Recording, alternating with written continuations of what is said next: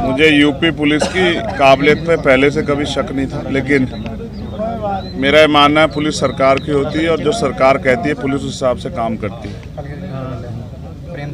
जल्दबाजी में कुछ पुलिस की तरफ से इस तरह के बयान दिए गए जो मैं समझता हूं कि जिनकी ज़रूरत नहीं थी, बिना जानकारी के, बिना ब्लास्टिंग रिपोर्ट के कह देना कि गोली जो है वो 315 बोर के कट्टे से चली और हमने कट्टे बरामद कर लिए, या बिना बहुत सारी जानकारियाँ जो तथ्य जो हैं उसमें हैं कि 4 नौजवान लड़के जिनको ये भी नहीं पता कि खाना किस तरह खाते हैं वो आके किसी पे गोली चला देंगे। और जिस तरह की पुलिस ने कहानी गढ़ के बताया कि भाई अचानक से टोल पर उनको पता लग गया कि चंद्रशेखर आ रहे हैं तो हम हमला कर देते हैं। तो हम उत्तर प्रदेश में रहते हैं, उत्तर प्रदेश की कानून व्यवस्था और उत्तर प्रदेश के सरकार के कार्य करने के तरीके और अपने राजनीतिक विरोधियों को निपटाने के तरीकों को भी हम लोग जानते हैं। किसी को सीबीआई ईडी इनकम टैक्स से निपटा रहे हैं, किसी को मुकदमों से जेलों में ठूस के जबरन झूठे मुकदमे लगा के झूठे गवाह तैयार करके निपटा रहे हैं, और जो उनसे नहीं बचे हैं उनको गोली के जरिए जो है निपटाने काम कर रहे हैं। इसलिए मैं अभी जांच के कई तथ्य हैं और जांच लंबी चलने वाली, मुझे उम्मीद है कि पुलिस बिना किसी दबाव के निष्पक्ष जो है वो इन्वेस्टिगेशन करेगी और इसके पीछे कौन है, किसने किसके कहे पे, किसके इशारे पे किसने पैसा दिया, हथियार कहाँ से आए, ऑटोमेटिक पिस्टल्स कहाँ से वो बरामद हुई, कौन कौन इसके पीछे है, कौन मॉनिटर कर रहा था, कौन जो है रेकी कर रहा था, इन सब की जांच हो।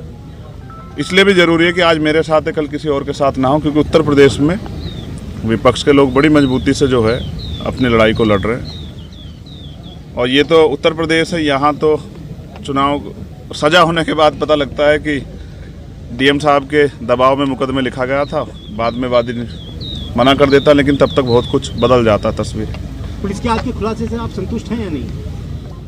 मैंने कहा कि मैंने उनको पर्याप्त समय दिया कि वो अपनी कार्रवाई को, गिरफ्तारी की प्रक्रिया आगे बढ़ाए। तो गिरफ्तारी हुई है।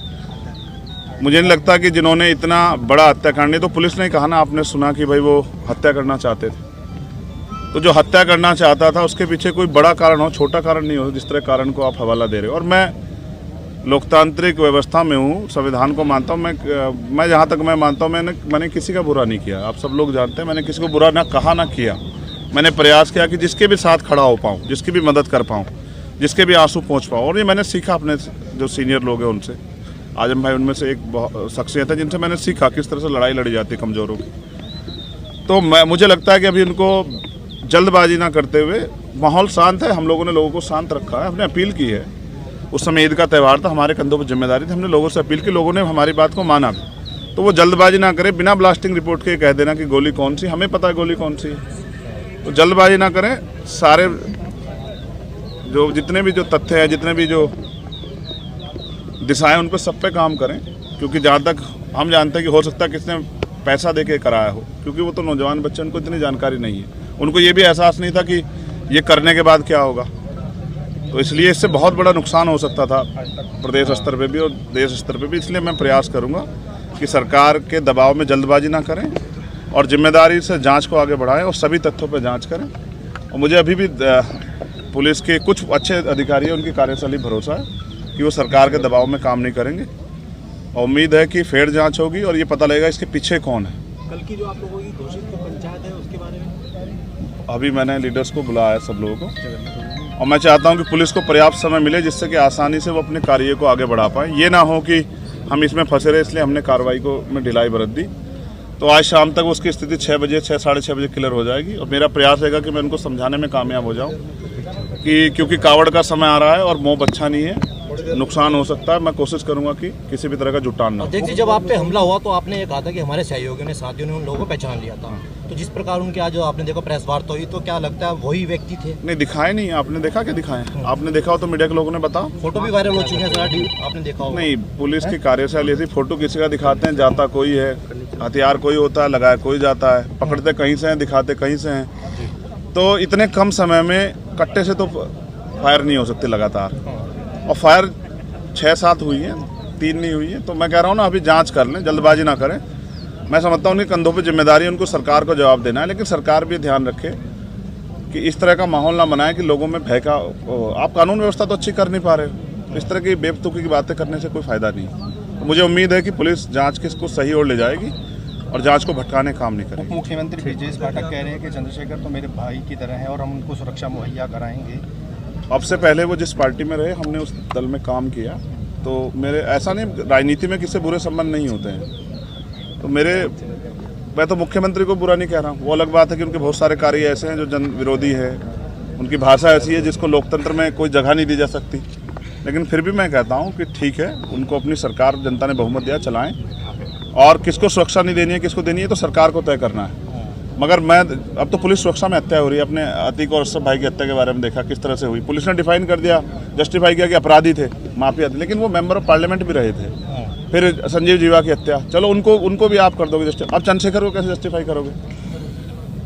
पिकेट 20 मीटर पे पिकेट है, पुलिस खड़ी है, और क्या इंटेलिजेंस है? अब इतने हमारे सामान्य नेता हैं, रास्ते में इनके साथ कोई हादसा हो जाए, कौन जिम्मेदारी लेगा? क्या नेता घर में छिप जाएं, लोहे के बॉक्स में बंद हो जाएं? तो जनता का आदमी जनता के बीच रहता है। भविष्य में ऐसी घटनाएं हो सकती हैं। जब तक पूरी कलह नहीं खुलेगी, वो आखिरी जो उनका मास्टरमाइंड वो नहीं पकड़ा जाएगा, उसको नहीं सामने करेंगे, तब तक नहीं पता। जिसने फिरौती ले रखी है, मुझे ऐसा लगता है उसकी मालिक की बात पूरी कल फिर करवाएगा।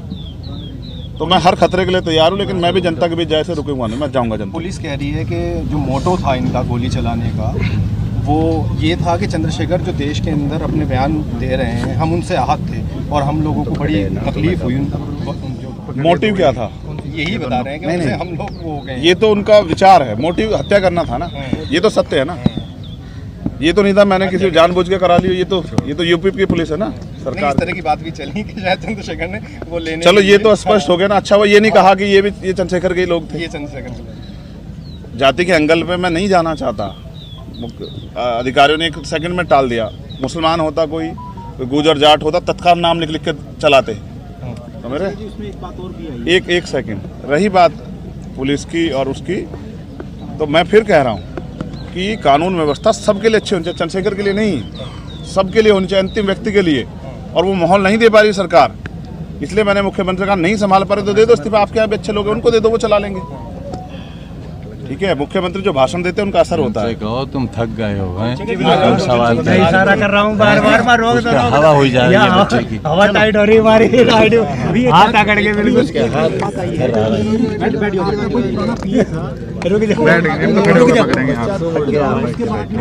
पैर सीधा कर लो, पैर सीधा कर लो भाई मेरे। आईडी क्यों नहीं ला रहा? नहीं, सच ये है अनिल भाई, ना तो मैंने आज तक कोई पिए रखा है, मैं तो खुद ही पियूँ समाज का। पीता, मैं फिर कह रहा हूँ, चर्चा कौन बल दे रहा है? मीडिया के लोग बल दे रहे होंगे या पुलिस के लोग? पहली बात, मेरा कोई पिए नहीं है, मैंने आज तक कोई पिए नहीं रखा है। मेरी इतनी हैसियत भी नहीं कि मैं पिए रखूँ। मैं तो खुद समाज का पिए और कोशिश कर रहा हूँ। और मेरे बयान वही हैं जो आप फिर सुन लो, कि अगर किसी के भी मजलूम के साथ अन्याय होगा तो मैं बोलूँगा। अगर आप लाठियों को, गोलियों के दम पे चुनाव लड़वाओगे, आप लोगों की आवाज़ को कुचलोगे, तो हम लोग बोलेंगे, उसको हम ना नहीं करेंगे। उसके लिए तो चाहे और गोलियां चला लो, ये बात